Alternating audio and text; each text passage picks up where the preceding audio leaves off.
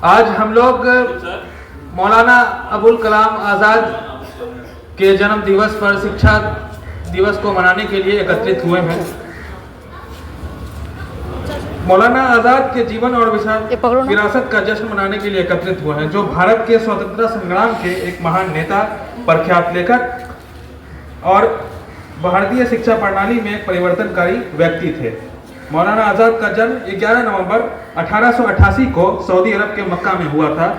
उनकी प्रारंभिक शिक्षा इस्लामी विद्वता में निहित थी और उन्होंने कई भाषाओं में महारत हासिल किया और एक गहन विचारक बन गए। उनकी बौद्धिक यात्रा ने उन्हें एक प्रमुख पत्रकार और लेखक बना दिया, जिन्होंने अपने जीवन के माध्यम से ब्रिटिश औपनिवेशिक शासन के खिलाफ लड़ाई लड़ी, राष्ट्रवाद और हिंदू मुस्लिम एकता के लिए एक शक्तिशाली आवाज बन गया। भारतीय राष्ट्रीय कांग्रेस के नेता के रूप में मौलाना आज़ाद ने महात्मा गांधी द्वारा नेतृत्व किए गए असहयोग आंदोलन और सविनय अवज्ञा आंदोलन में महत्वपूर्ण भूमिका निभाई। वे अहिंसक प्रतिरोध के प्रबल समर्थक थे और ब्रिटिश शासन के खिलाफ जनता को संगठित करने के लिए अथक प्रयास करते रहे।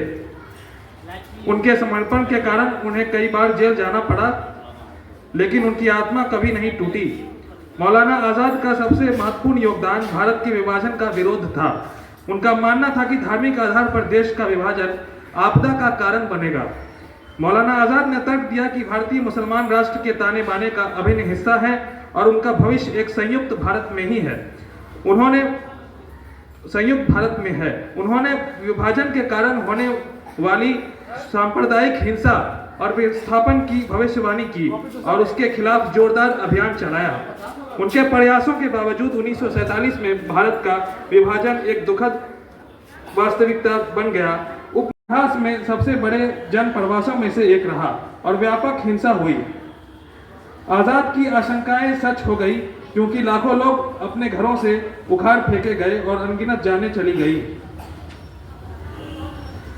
23 अक्टूबर 1947 को बकरीद का दिन था।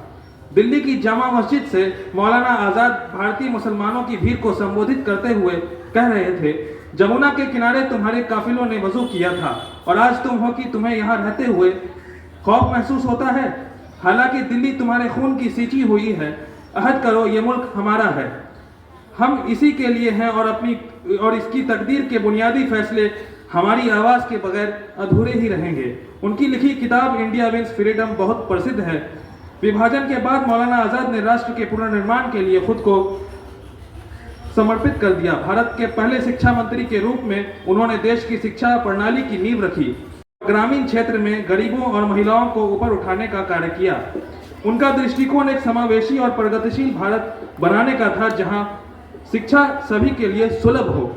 उनके नेतृत्व में भारतीय प्रौद्योगिकी संस्थान यानी IIT और विश्वविद्यालय अनुदान आयोग यानी UGC जैसी संस्थाओं की स्थापना की गई, जो भारत के शैक्षणिक परिदृश्य के स्तंभ बन गए।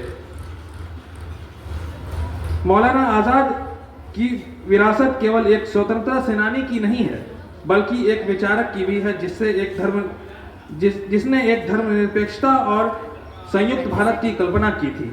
उनका मानना था कि राष्ट्र की ताकत उसकी विविधता में निहित है और सांप्रदायिक सद्भाव उसकी प्रगति के लिए आवश्यक है। उनका जीवन और कार्य पीढ़ियों से भारतीयों की एकता, समानता और न्याय के लिए प्रयास करने के लिए प्रेरित करती है।